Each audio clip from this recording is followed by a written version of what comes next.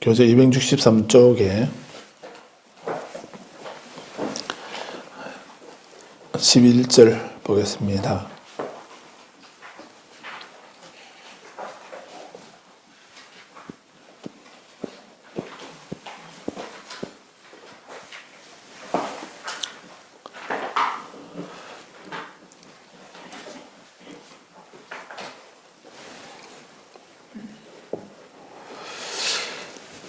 네, 11절 위에 부처님께서 그 사티 비구에게 이렇게 말씀을 하십니다. 어리석은 자여, 그대는 자신의 삿된 견해에 대해 깨닫게 될 것이다. 이 점에 관해서 나는 수행성들에게 질문하겠다. 이렇게 이제 그 사티 비구가 이제 잘못된 견해를 가지고 있었는데, 그 잘못된 견해는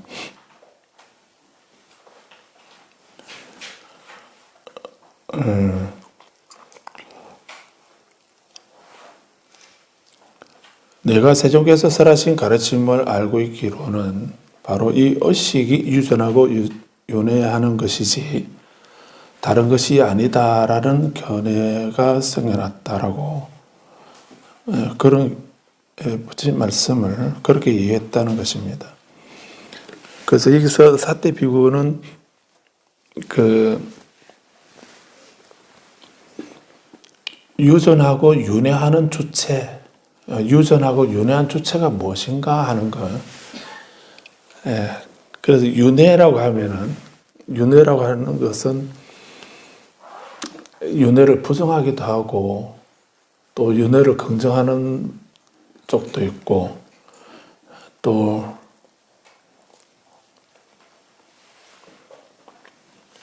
윤회를 얘기하더라도 그 좀 다른 시각에서 말하는 그런 윤회를 말하게 됩니다. 그래서 힌두교적인 윤회하고 불교에서 말하는 윤회하고 차이를 우리는 이해를 해야 됩니다. 같은 걸로 이해하게 되면 좀 문제가 있을 수도 있습니다. 아무튼 이렇게 여기서 문제는 유전하고 윤회하는 거, 윤회한다는 말은 그렇게, 윤회한다는 말은 계속 되풀이 되고 반복한다는 이런 의미입니다. 그런 의미가 기본적인 의미가 있죠. 그래서 나고 죽고 나고 죽고 하는 것을 계속 반복한다는 거, 그것을 윤회라고 하는 겁니다. 반복하지 않으면은 그거는 단멸이라고 이렇게 해서 우리가 죽고 나면 아무것도 없고 다 끝난다 하는 그런 견해를 단멸론을 이렇게 할 것이고, 또 이제 그 죽고 난 뒤에 어떤 무엇가 있어서 그것이 영원히 존재한다, 영생을 누린다라고 하는, 나고 죽고 이렇게 하는 것을 반복하는 것이 아니고, 이제 내가 죽고 난 뒤에 구원을 받게 되면 또는 천상에 태어나게 되면 거기서 영원히 산다라고 하는 그런 생각들을 기본적으로 그런 것은 영원주의라고 이렇게 말하겠죠.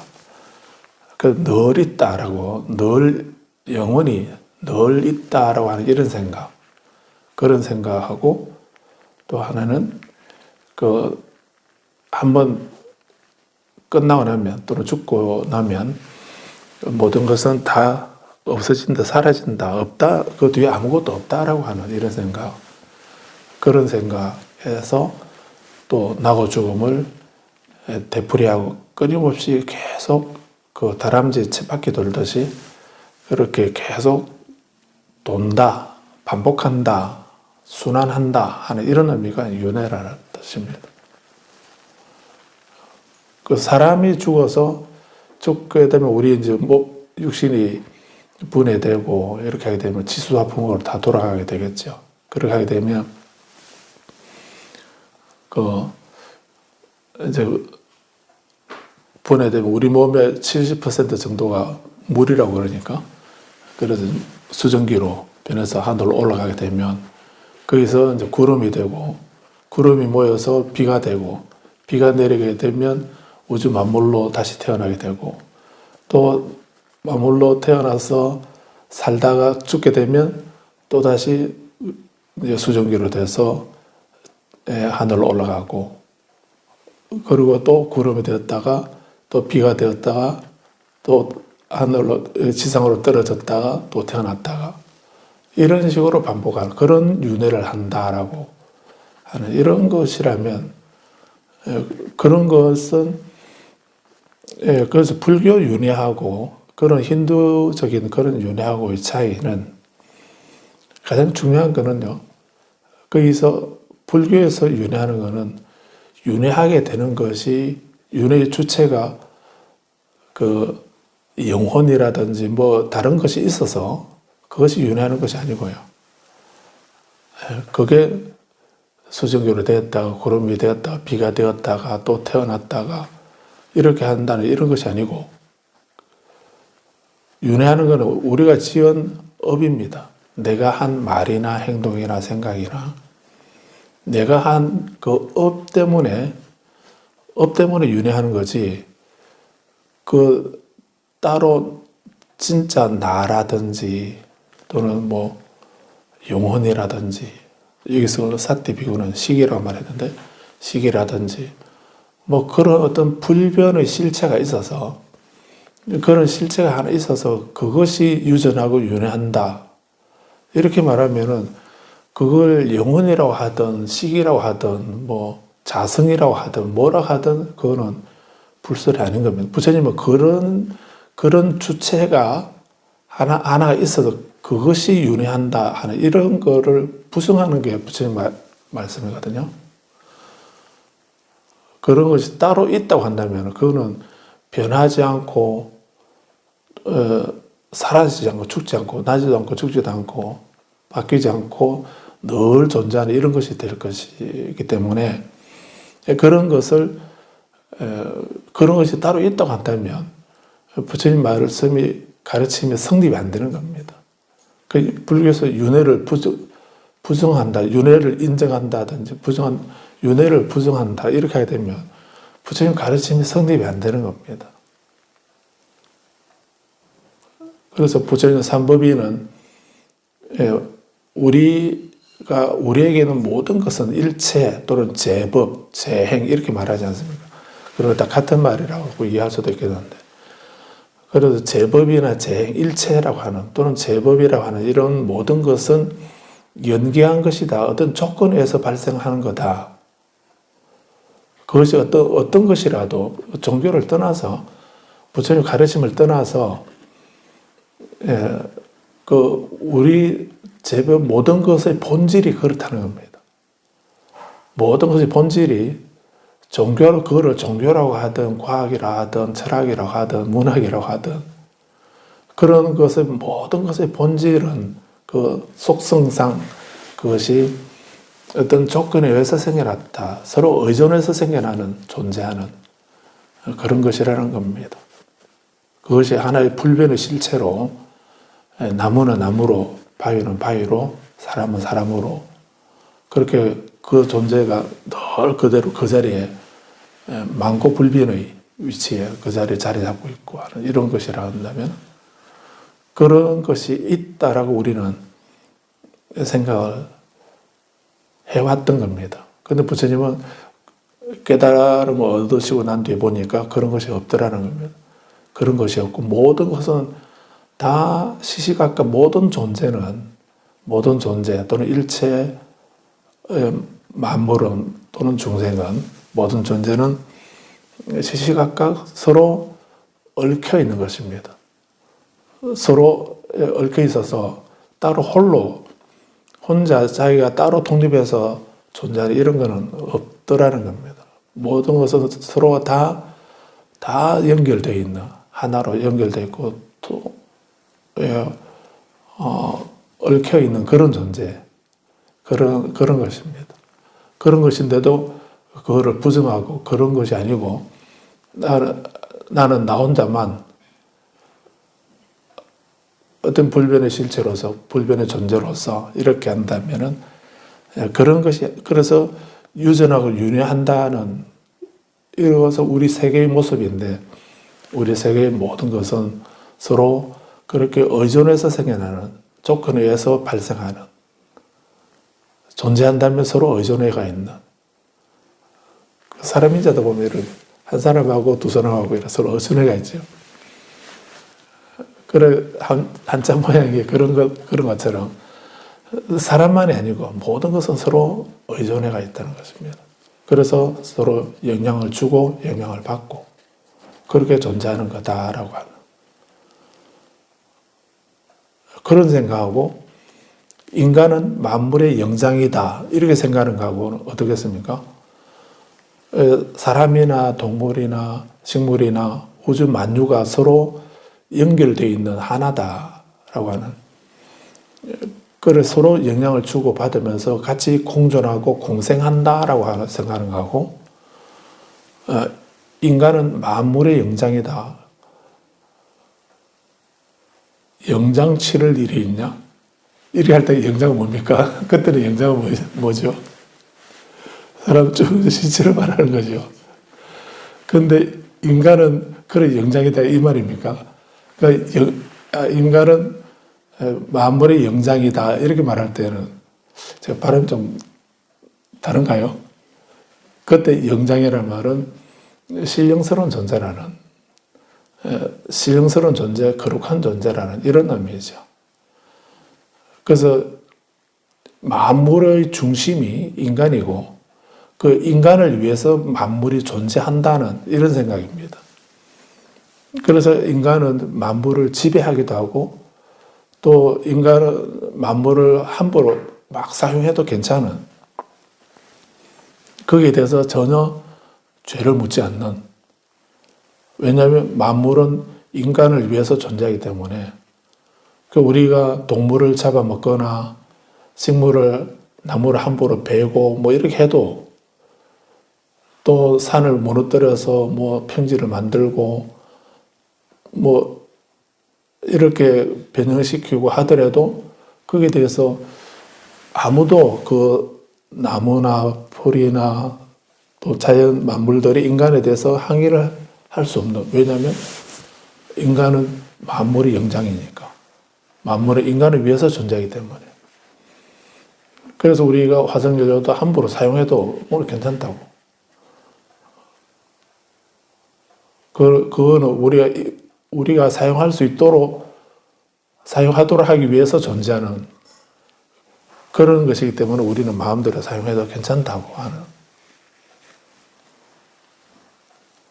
그래서 우리가 집을 짓고 싶으면은 뭐 마음에 드는 자리 있으면 거기 가서 그 산을 무너뜨리고 나무를 베고 그 집을 지어도 뭐 법적인 문제면 우리 법적인 문제라는 이 말도 얼마나 우스운 얘기입니까? 우리가 인간이 만든 법이지 그 자연의 법은 아니잖아요.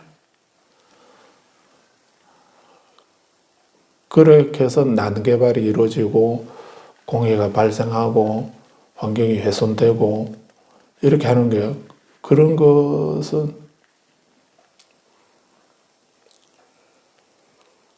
우리 인간이 만물이 영장이기 때문에 우리는 그걸 해도 괜찮다고 생각하고 함부로 마구 사용해 왔던 거죠.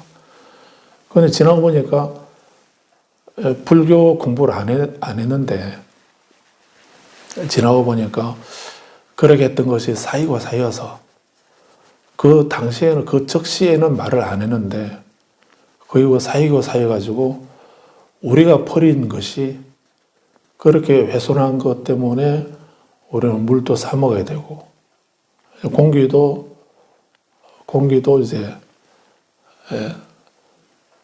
산소도 이제 산소 같은 사람 빼고는 다 산소를 사 먹어야 될 그럴 경우일지도 모릅니다. 얼마나 비참한 우리 그 물도 지하수에서도 그 플라스틱 그 미세한 플라스틱이 발견된다고 검출된다고 이렇게 하지 않습니까? 모든 지하수가 다 그런 건 아니지만 은하리 지하수는 좀 다르긴 하겠지만 제주도에도 물이 마른다고 물이 없다고 이렇게 하죠. 물이 없다면 그 바다 한가운데 그 주위에 물이 그렇게 많은데 왜 물이 없다고 하는지 지하수를 하도 많이 퍼먹어가지고요. 퍼먹었다 해야 되죠. 퍼마셨다 해야 되나요? 그렇게 하다 보니까 지하수가 고갈이 돼가지고 이제 높은 지역에는 그 지하수 농사 짓는데 그 지하수 해서 물을 사용했는데 안 나온다는 겁니다.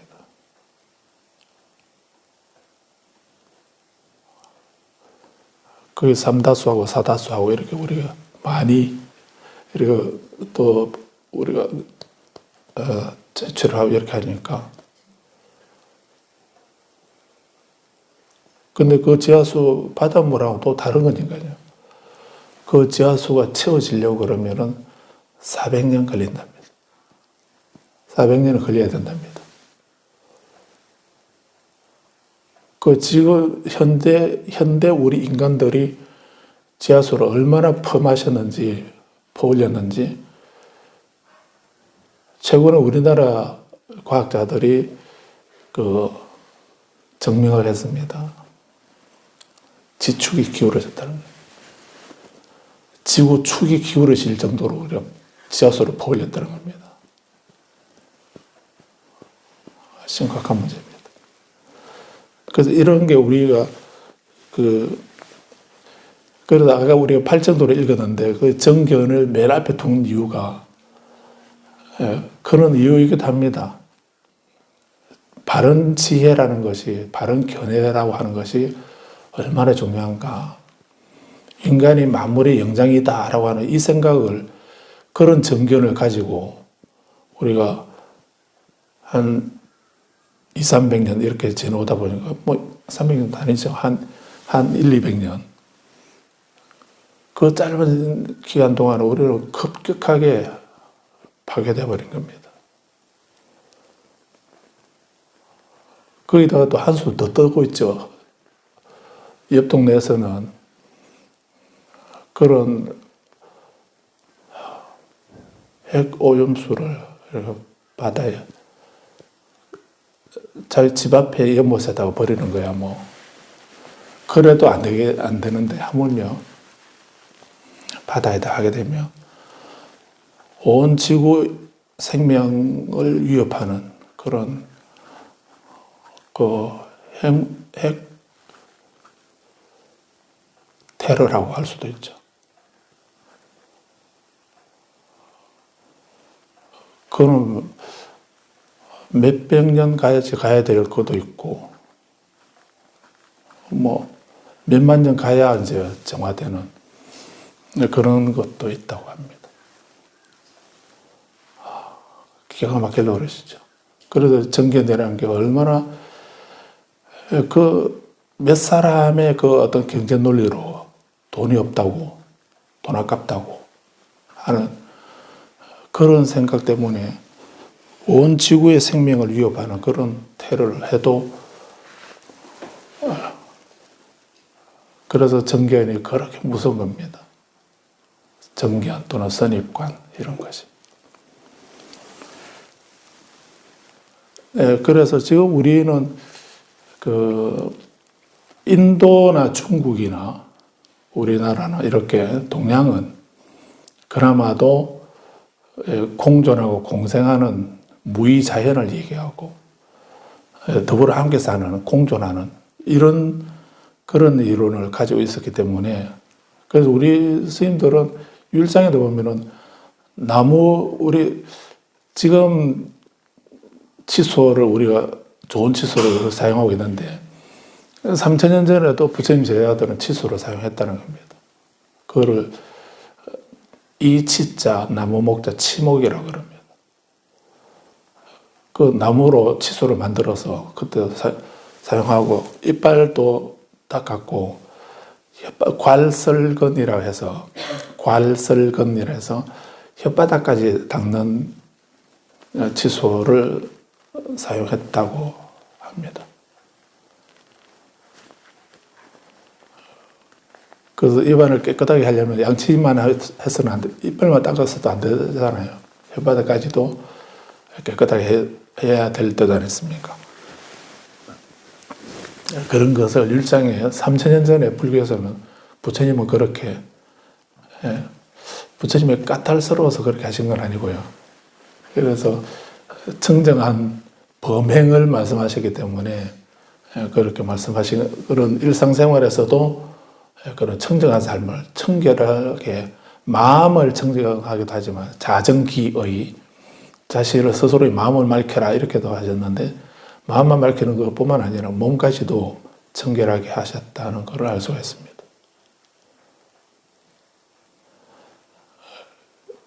그래서 좀 다른 얘기하면 그 인도 지금은 좀 많이 달라지고 있습니다. 또 우리도 성지순례 가서 뭐 체험도 해보셨겠지만 화장실이 턱없이 부족하기 때문에 그냥 돌아서면 화장실이죠. 길 가다가도 돌아서면 화장실인데 그런데 이제 그래서 인도 사람들을 무시하는 건 아니고요. 그 어떤 여건이 그래서 물병을 들고 어떤 사람이 남자든 여자든 나이 많은 사람이든 젊은 사람이든 물병을 들고 혼자서 어디에 털레털레 있으면은 저거는 화장실 가는 거다라고 생각하면 따라가면 안 됩니다. 따라가면 안 되고 그거는 지금 화장실을 가고 있다라고 보면 됩니다. 그렇게 그 비데를 그분들은 들고 다녔던 겁니다. 그랬는데 어떤 청년이 어떤 바라보는 청년이 사립을 존자가 화장실 갔다 오는 모습을 보고 출가한 겁니다. 사립을 존자가 화장실 갔다 오는 그 모습을 보고 출가를 했다고 합니다. 얼마나 정결하게 여법하게 이렇게 처리하는 그 모습을 보고서 나도 저런 삶을 살아야 되겠다. 그건 대단한 일이거든요. 그만큼 부처님과 부처님 제자들은 그 당시에 그렇게 우리가 할 수 있는 최대한 마음을 맑히는 것뿐만 아니라 몸까지도 그 청결하게 유지하려고 애를 쓰셨다는 것을 알 수가 있습니다. 율장을 보면. 그래서 치목을 나무 가지를 꺾어서 그 치수로 만들어서 말구사 나무라고 한다고 했습니다. 저번에 성지순례 갔을 때 가이드에게 물어보니까 지금은 그 이름 말구사 나무를 한다고 했습니다. 버드나무처럼 그렇게 독이 없는 나무입니다.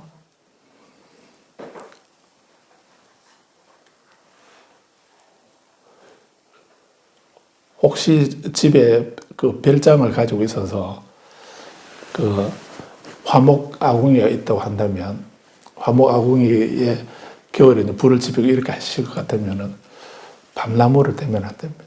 밤나무를 집에 대면은 그 밤나무 가스가 아주 무섭답니다.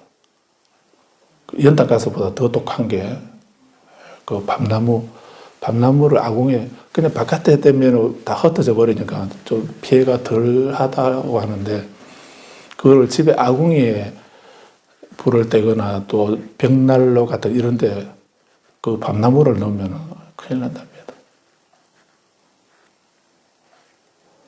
그래서 제가 아는 어떤 스님도 집에 그걸 떼가지고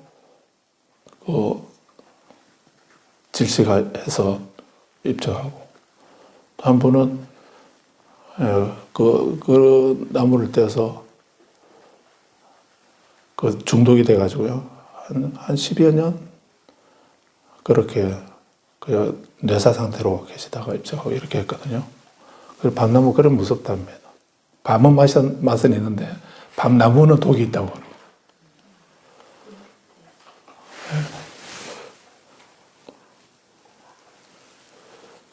그래서 이제 그 우리 12월 24일에 그 부처님 점안식 할 때 바깥에 장작 불을 떼면서 하는 불을 떼는 건 아니죠. 불을 지피면서 하는 그 화공 호마라고 합니다. 호마기도도 할 겁니다. 이번에는.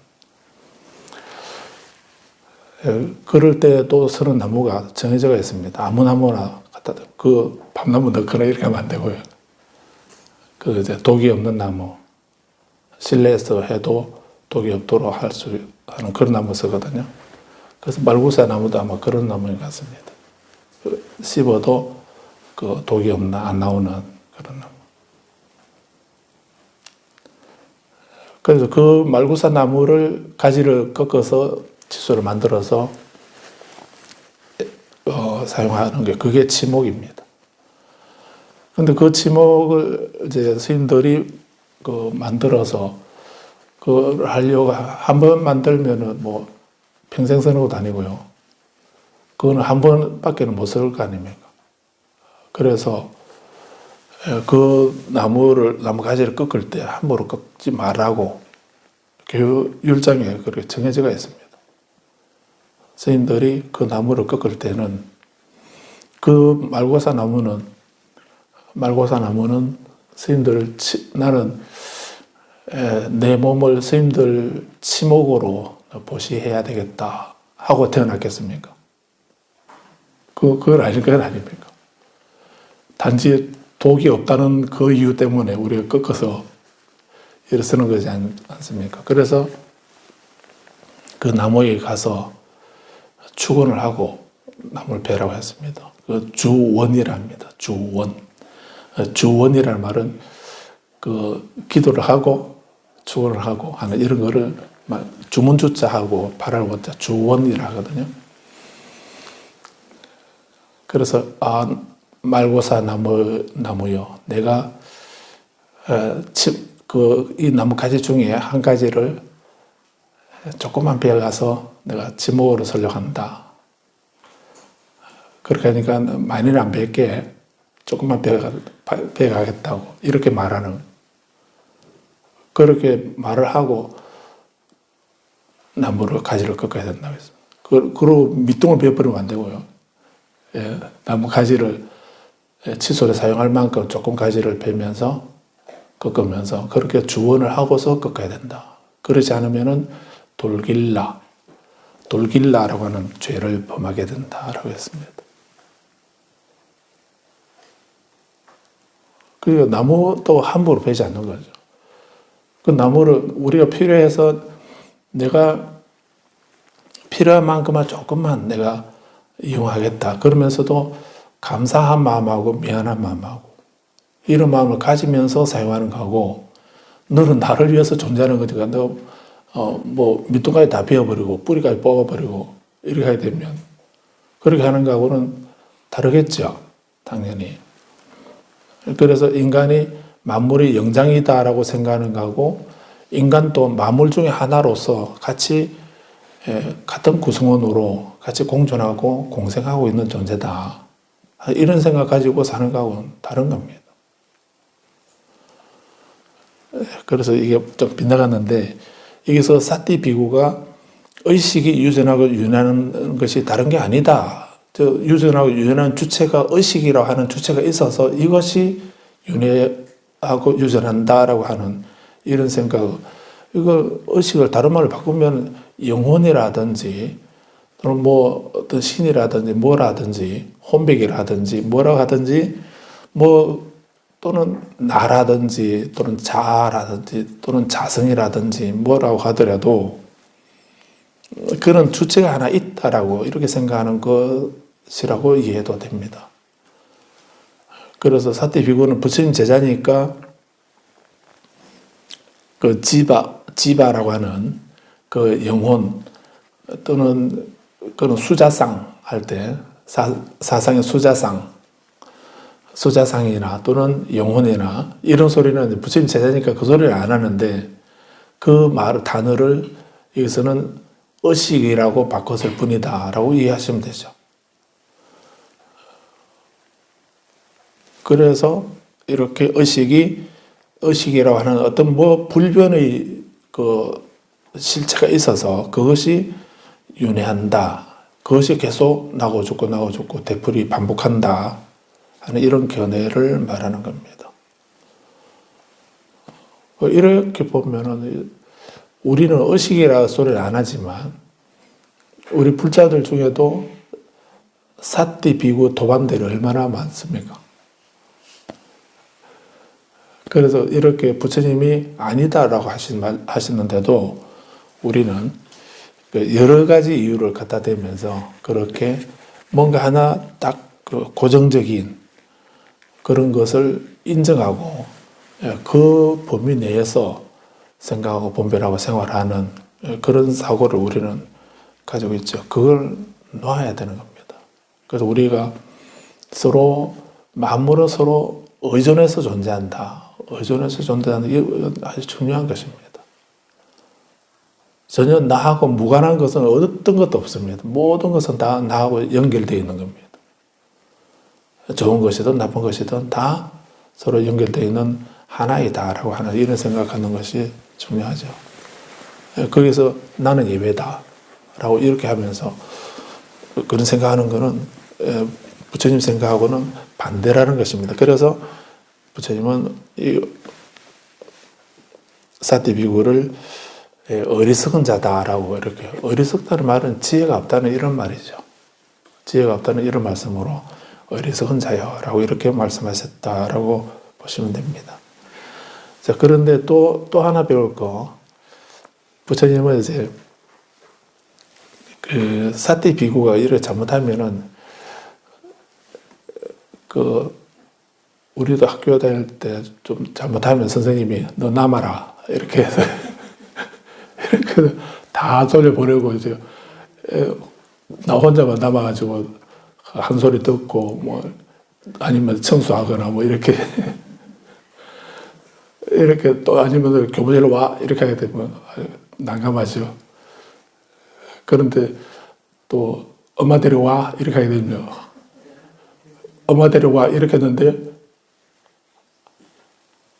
그런데 슬프게도 어머니가 일찍 돌아가셨다고 한다면 애는 2번 상처받지요.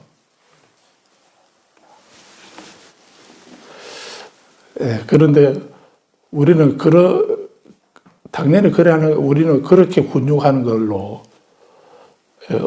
어른은 아랫사람에게 그런 식으로 훈육을 하고 가르친다라고 그런 데 익숙해져 있습니다.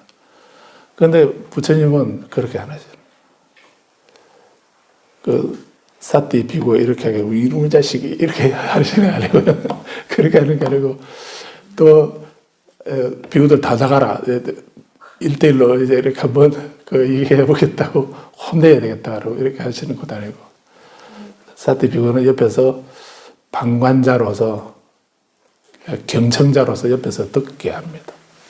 그리고 이제 비구들에게 얘기를 해주면서 간접적으로 본인이 좀 더 객관화해서 본인 생각을 알 수 있도록 그래서 내가 잘했는가 못했는가 하는 거를 부처님에게 너 잘못했다고 말해 이렇게 막 엇박지를 하시는 게 아니고요.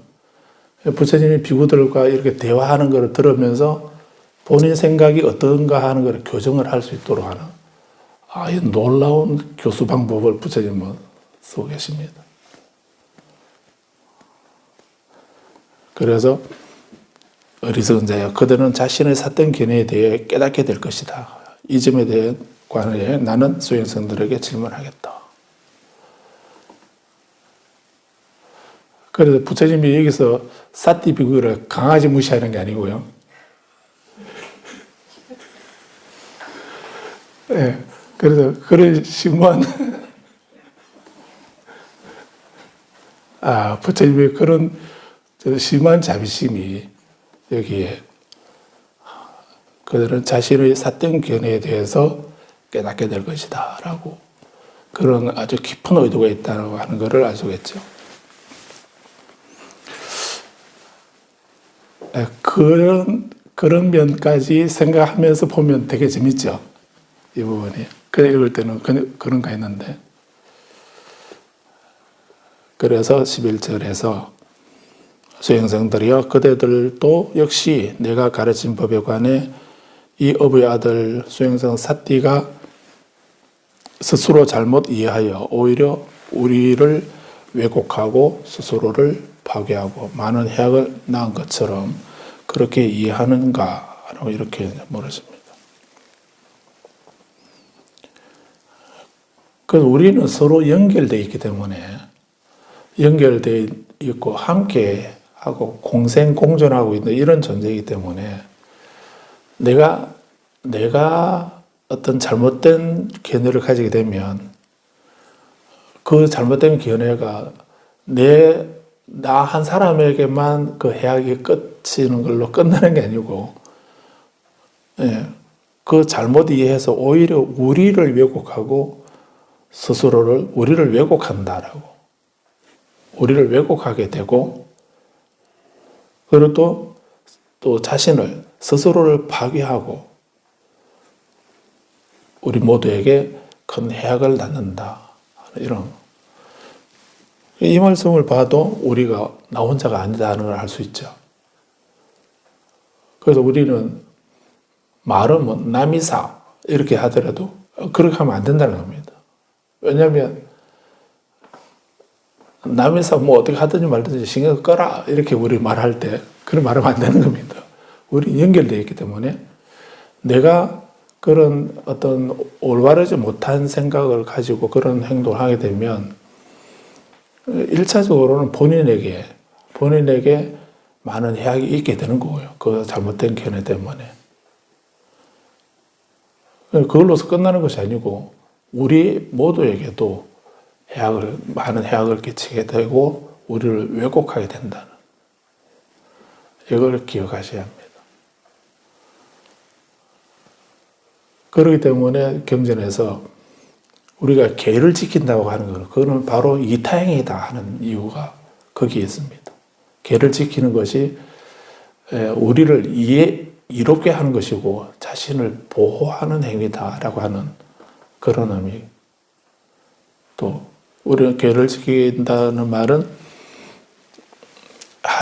하지 말라라고 이렇게 금지하고 명령하고 구속하는 것처럼 이렇게 생각되면 좀 부정적인 생각을 갖게 되는데, 근데 그 계를 지키는 내가 살생하지 않는다 이렇게 하게 되면 살생하지 않는 것은 다른 사람을 편안하게 해주는 거죠.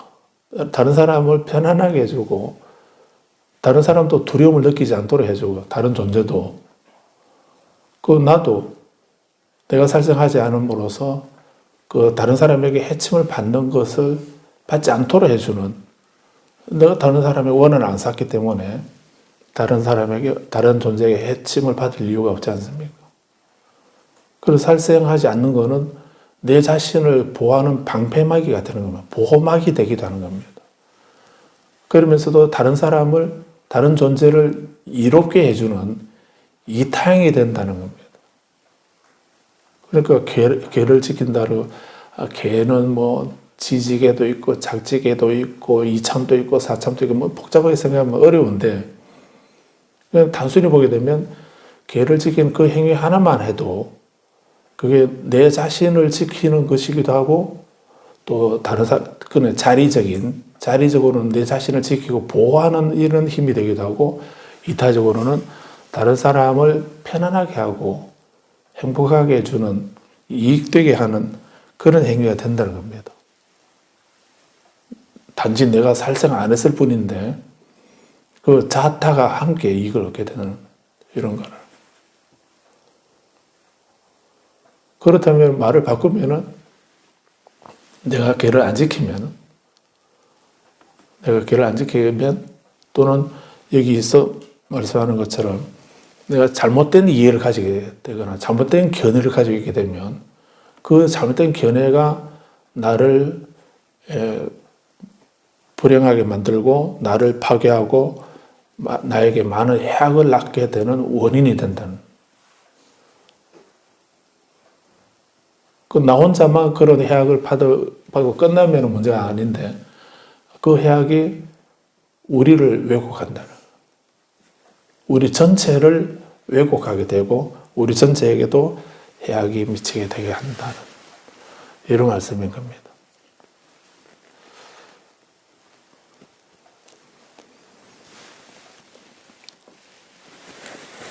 그래서 사띠 비구가 수행성이 그렇게 한 것처럼 그대들도 그렇게 이해하느냐라고 이렇게 물으십니다. 수행성들이 세존의시 아닙니다. 세존께서는 조건에서 의식이 생겨난다는 것, 즉 조건 없이는 의식도 일어나지 않는다는 것을 여러 차례 법문으로 설하셨습니다.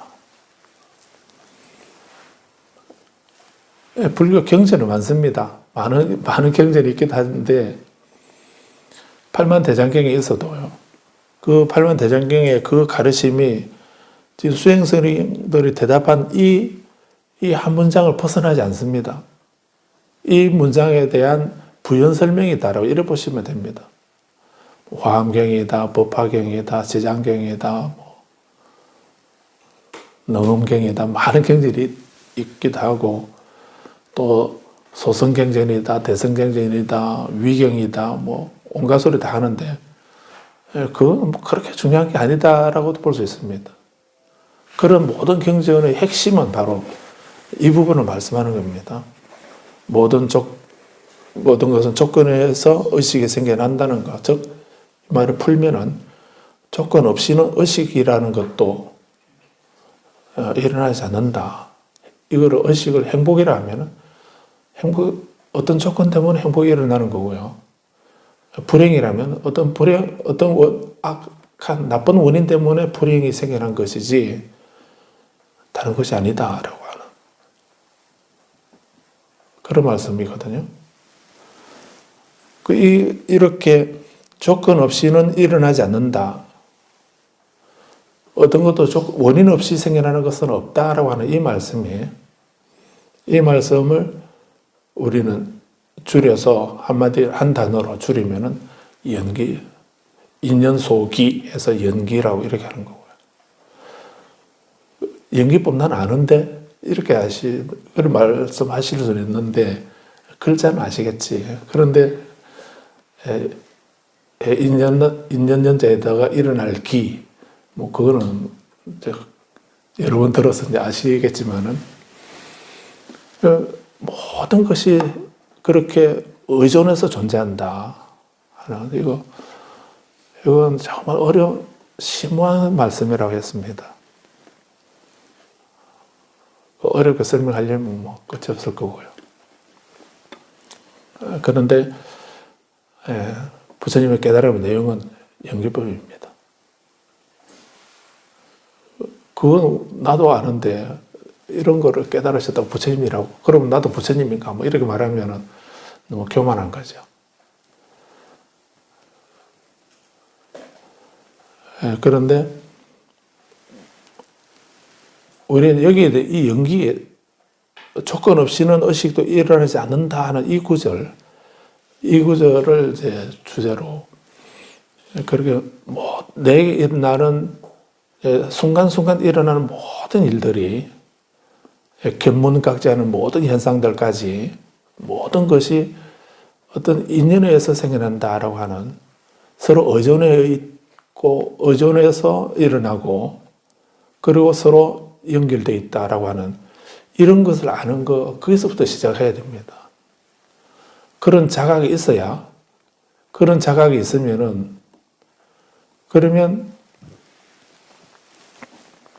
그렇게 연기한 것의 속성들을 법은 크게 나누면 두 가지 법이 있을 수 있습니다. 두 가지 법을 경전에서 말하고 있죠. 하나의 법은 어떤 겁니까? 어떤 법을 말합니까? 유의법입니다. 유의법. 유의법은 연기한 세상입니다. 연기해서 일어나는 모든 일들을 유의법이라는 겁니다. 인연에 의해서 생겨나는 거. 이런 것은 그런 모든 것은 유의법이라 이렇게 말하는 겁니다. 거기서는 원인이 있으면 반드시 결과가 있고 결과가 있다면 반드시 거기에 따른 원인이 있었기 때문에 그런 결과가 나타나는 것이라서 그래서 이렇게 원인과 인연에 의해서 우리는 연결되어 있는 수많은 그런 연기 속에 연기 속에 우리는 같이 서로 상의 상관이라 이렇게 말하죠. 상의 상관. 서로 의지하고 서로 관여한다. 상의 상관 이렇게도 얘기하죠. 이 말을 좀 더 어렵게 말하면은요. 어렵게 말해야죠. 다 어려웠는데. 근데 더 화엄하게서는 저 놀랍게도 쌍적 쌍입이라 이런 말을 쓰거든요. 쌍적 쌍입 이렇게도 얘기를 합니다. 좀 다르게 말할 수도 있겠지만 쌍적 서로 쌍자 고척자 쌍적 쌍입 들어갈 입자.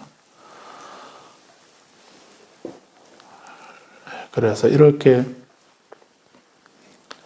모든 것을 서로 연기한다는 이런 생각, 그런 것을 유의법이라 이렇게 말합니다.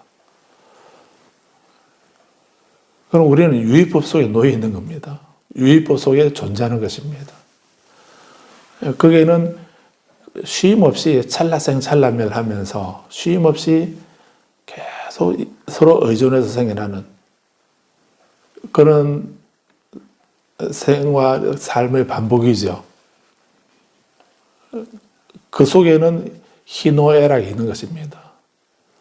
예, 희노애락이나 모든 번뇌, 슬픔, 비탄, 고통, 근심, 절망뿐만 아니라 또 기쁨도 즐거움도 쾌락도 고통도 이렇게 느껴가면서 그런 것을 무한 반복입니다. 예, 그런 조건에 의해서 그런 것이 생겨났다, 사라지고 생겨났다, 사라지고 이렇게 반복하는 그런 삶이죠. 그래서 부처님은 그런 곳에는 잠시의 즐거움은 있어도 그 즐거움이 아니고 그게 바로 고통이다 하는 것을 부처님은 가르쳐 주신 거죠. 그리고 고의 소멸에 대해서 말씀하신 겁니다.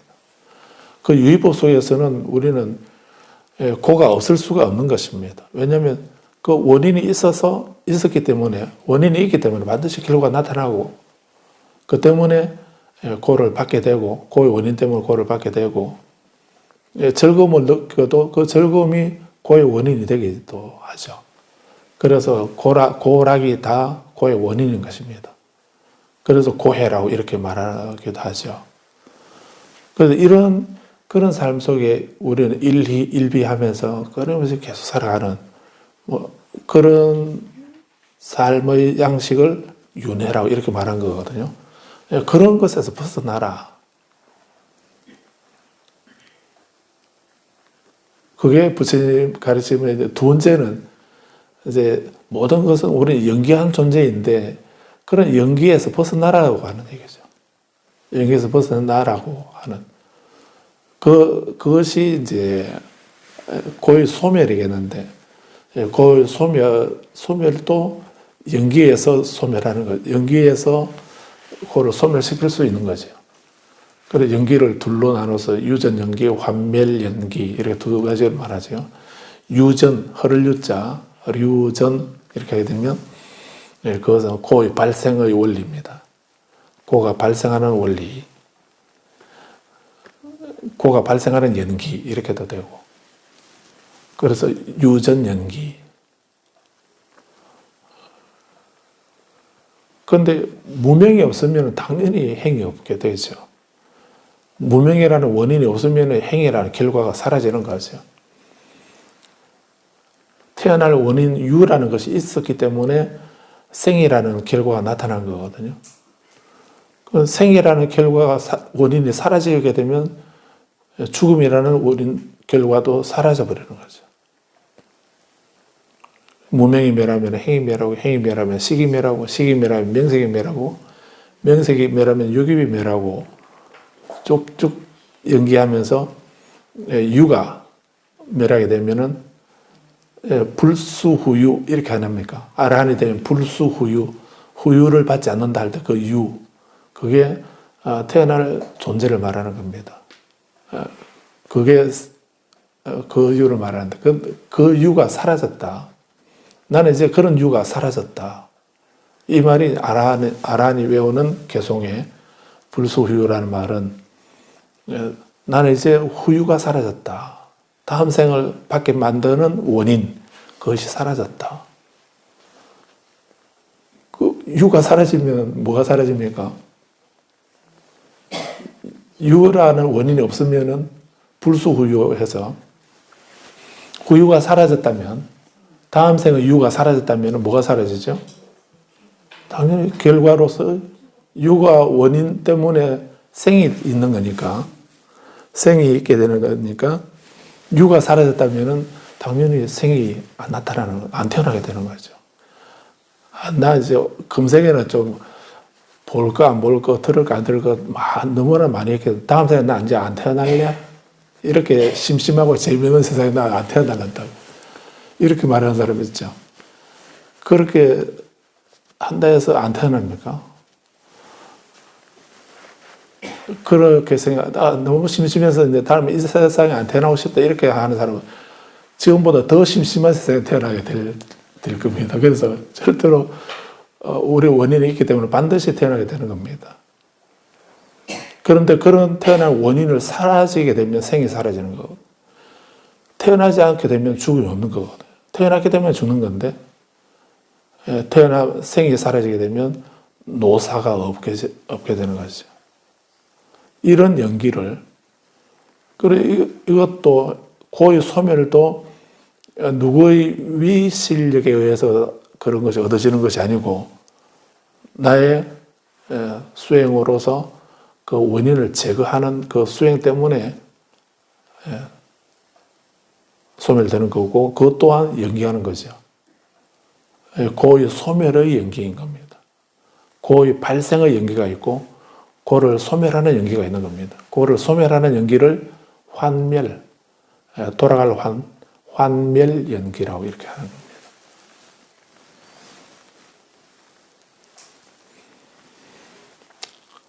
연기한 존재다라고 하는 이 생각을 갖는 거. 우리는 하나다. 하나라는 생각이 좀 싫으면은 우리는 서로 연결되어 있다 하는 그것이 바로 연기한 존재다라는 것입니다. 이런 것의 속성이 무엇인가? 이런 연기한 존재하고 연기 안 하는 존재하고 연기하는 존재 이렇게 둘로 나누면은 우리에게는 연기한 존재밖에 없습니다. 우리에게 연기 안 하는 존재는 우리는 없습니다. 그런 모든 것을 연기하고 내가 살아가면서 나하고 연결되어 있는 모든 것을 다 연기하고 있습니다.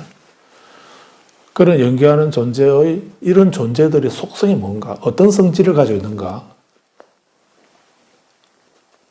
연기한 것의 존재, 연기 안 하는 것의 존재, 속성, 연기한 것의 속성, 성질, 그 속성이나 성질을 성이라는 거예요. 성품성자에서 성이라는 겁니다. 그래서 어떤 성질, 어떤 성품을 가지고 있는가라고 하는 거.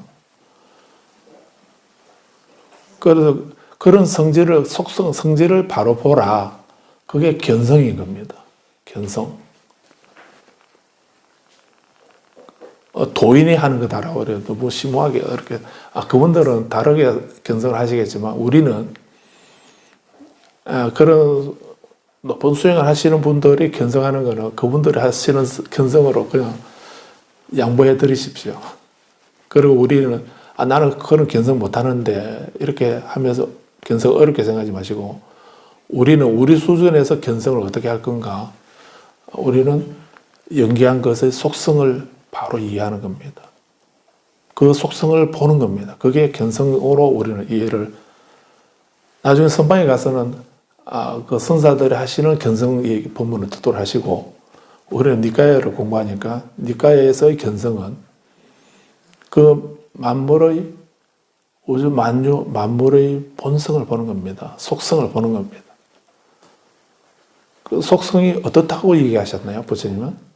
만물의 속성은 모든 것의 제법의 속성이 어떠하다고 얘기하셨나요? 세 가지라고 말씀하셨거든요. 무상고 무아라고 말씀하신 겁니다. 무상고 무아, 이 말은, 이 무상고 무아는 연기하지 않으면 무상고 무아를 말할 수가 없습니다. 연기하지 않는 것은 변하지 않는 겁니다. 바깥에 나무 한 그루 있으면 저 나무가 원래 그래 존재하는 나무의 자성을 가지고 있는 겁니까? 저 나무도 연기한 겁니까? 연기한 거죠. 우리가 볼 때는, 지난주에 왔을 때는 잎이 조금 더 많이 있긴 했지만은, 지금은 좀 지난주보다는 잎이 좀 떨어지긴 했지만 그래도 저 나무는 나무로서의 자성을 그대로 가지고 있다라고 늘 그 자리에 있으니까 그런 나는 이리저리 옮겨 다니는데 저 나무는 어디 이리저리 옮겨 다니지 않고 가만히 있는 그런 자성을 가지고 있구나. 그래서 저 나무는 연기하는 것이 아니다. 이렇게 하게 되면 우리는 저 나무를 잘못 이해한 겁니다. 나무도 찰나찰나 계속 변하고 바뀌고 있는 겁니다. 나무가 자성을 가지고 있으면은 지금 잎이 떨어지고 있는 저 모습이라면 저 모습으로 가만히 계속 있어야 되죠. 그래서 좀 다음 주에 오면 이제 마지막 잎새 하나만 남아 붙어 있을 겁니다. 그리고 그 다음에 오게 되면 이제 그것도 떨어지게 되고, 그리고 한참 지나는데 부처님 모시고 나면은, 내년에, 또 새싹이 돋아날 거고, 또 이제, 벚꽃이 피면 또 벚꽃, 그 노래 또 부르시게 될 거고. 왜 그렇게 계속 바뀌게 되죠? 그래서 모든 거는 변하는 겁니다. 왜 변하죠? 연기한 거기 때문에 변하는 겁니다. 연기한 거기 때문에 그 연기한 것의 성질은 변하는 것이 성질인 겁니다. 가만히 있는 게 아니고 변하는 겁니다. 그 변하는 거 보고 너 왜 변했냐라고 이렇게 물으면 그거 따지고 원망하게 되면 이게 말이 안 되는 거죠. 그래서 연기한 것은 무상한 거다. 무상하기 때문에 그리고 또 연기한 거기 때문에 연기한 것을 내 의도대로 어떻게 할 수 없다고 하는 그런 성질을 가지고 있다. 그 원인 없이 따로 객관적으로 내가 이래라 저래라 할 수 없는 그런 성질을 가지고 있다. 그게 고의죠. 그리고 연기한 것은 변하지 않는 실체는 없다. 다 변하게 된다. 하는 이런 의미. 그럼 무상고 무아라고 하는 삼법인은 그거는 연기한 것의 속성입니다. 성질을 말하는 겁니다.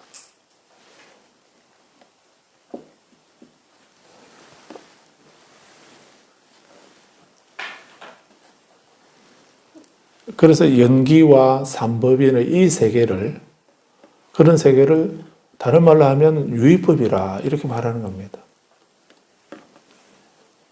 그 진리는 두 가지가 있다고 하지 않습니까? 법에는 두 가지가 있는데 하나는 유의법이고 또 하나는 무의법이라 했습니다. 무의법이라는 것도 있습니다.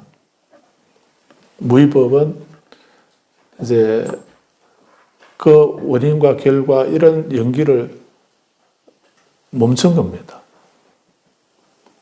그것하고 상관이 없는 그런 경계입니다. 우리는 무의법의 세계에 들어가 보셨나요? 글자는 알지요. 그래서 이제 어른 선생님들이 하신 말씀에 지문이라고 하는 그 책에 보면 다들 이제 좀 듣고 배웠다고 말은 공을 말하는데 하는 행위는 유에 걸려 있다. 말은 물을 말하면서 행은 유에 걸려 있다. 이런 말씀을 하거든요. 그럼 우리는 지식으로는 무의법을 합니다. 무의법은 열반의 세계입니다. 열반은 생사를 되풀이하는 그런 세계가 아니죠. 그 원인과 결과 이러한 그런 개념으로는 무의의 세계를 설명할 수가 없습니다. 원인이 없으니 당연히 결과가 없는데, 결과가 없을 거고, 어떤 과가 없으니까, 그런 원인과 결과라고 하는 이런 순환으로는 이루어져 있지 않는 그런 세계가 무의의 세계거든요. 그래서 열반을 얻었다, 이렇게 하게 되면, 그래서 우리는 유의의 입장에서는 그 열반을 우리식으로는 이해할 수 없는 세계입니다. 사전적으로나, 어떻게는 설명할 수 있겠지만 내가 실제 생활에 무의의 세계를 체험할 수 있는가, 경험할 수 있는가. 그런데 경험한 것 같은 느낌이 들 때 그 느낌마저도 그것도 착각이고 마상이다라고 하는, 오류다라고 이렇게 지적하고 있는 그 경이 능음경입니다. 능음경에서는 그런 오류를 가르쳐주고 있습니다.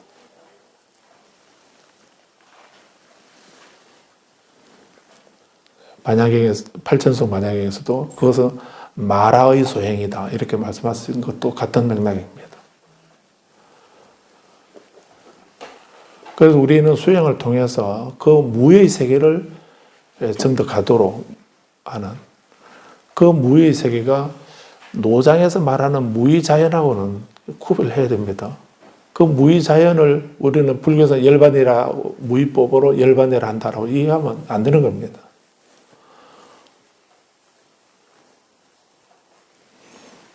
중국의 구마라집 법사의 제자로서, 뛰어난 제자로서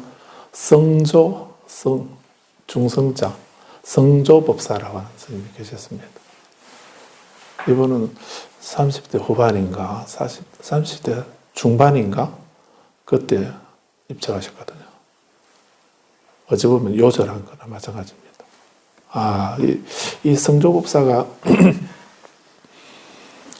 좀 더 이제 오래 계셨다고 한다면 아마 우리 중국에는 우리나라 불교가 훨씬 아마 달라졌을지도 모릅니다. 그런데 30대에 이렇게 일찍 입적하신 그 성조법사가 쓰신 그 논문들을, 짧은 글들인데 그런 짧은 논문들을 다 모아둔 것을 조론이라 합니다. 조론, 성조법사의 논문, 이런 의미로 조론이라 하거든요. 그래서 거기서 성조법사가 신랄하게 비판한 것이 노장사상이 불교에 들어와 있는 겁니다. 인도의 디가니카야의 육사외도를, 사문과경에서 육사외도를 말씀하고 계시고, 그 당시에 6 사상가들의 잘못된 견해, 육사외도에 대한 그런 말씀을 하고, 그리고 또 디가니카야 첫 번째 경이 법만경이니까 하나님의 거물의 경이라는 그 법만경, 또는 아함경에서 범동경 이렇게 하고 있는데, 그 경에서는 이제 바라문 사상의 잘못된 견해들, 이것을 말씀하고 있거든요.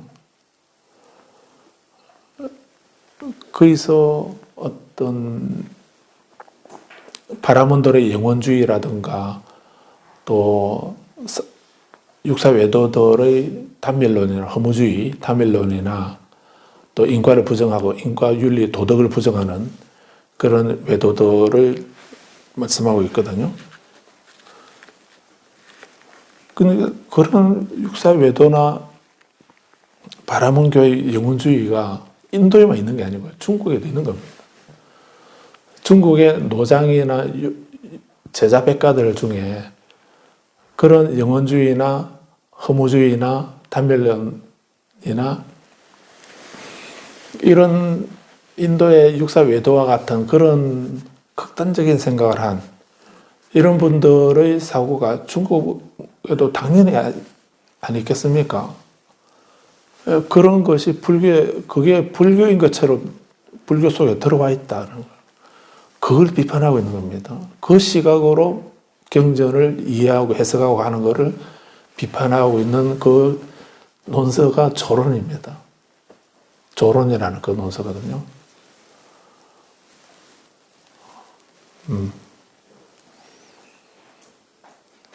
근데 최근에 조병활 박사 그분이 조론 오가해라고 하는 그런 책을 번역을 했습니다. 전집으로. 이만큼만 뻗쳐져. 아주 큰 역작을 내셨는데, 그분이 이제 중국 유학 가가지고,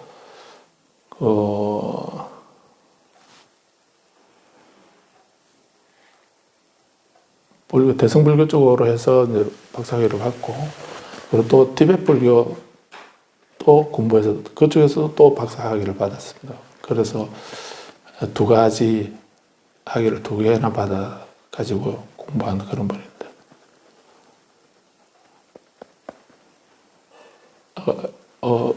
옛날도 아니죠.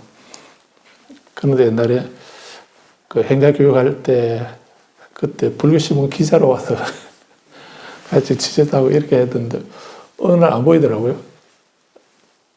어느 날 안 보이더니 그때 이제 유학 가가지고 가서 뭐 한 20년 이렇게 치열하게 공부하고 와서 그래 큰 공부를 했더라고요. 그런데 그분이 그 조론 이걸 가지고 이제 그 조론에 대한 여러 가지 아주 중요한 주석서들이 또 있거든요. 그 5분의 주석서를 다 논소인데 그 소를 다 번역을 하고 테이블까지 공부하면서 이렇게 한 그런 아주 괜찮은 역작을 번역서를 낸 걸 봤습니다.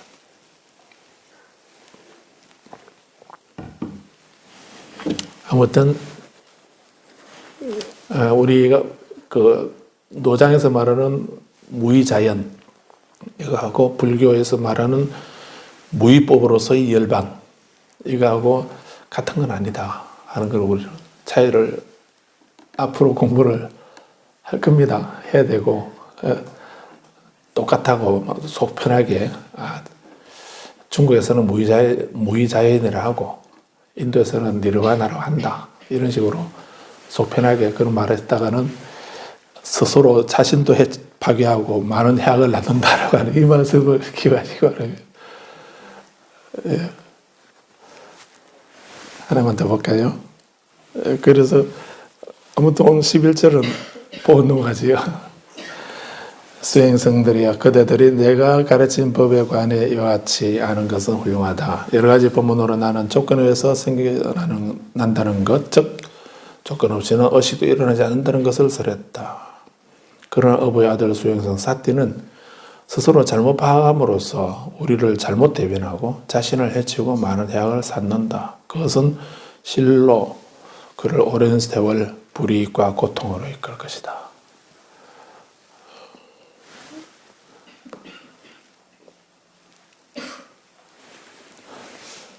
그래서 이 부분 보시고 저번 시간에도 말씀드렸는데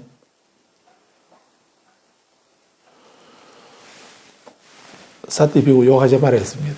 사띠 비구 욕하면 안 됩니다. 사띠 비구 비난하지 마십시오. 그런데 중요한 건 옛날의 사띠가 문제가 아니고요. 현대의 사띠의 후예들이 너무 많다는 거예요. 이게 문제입니다.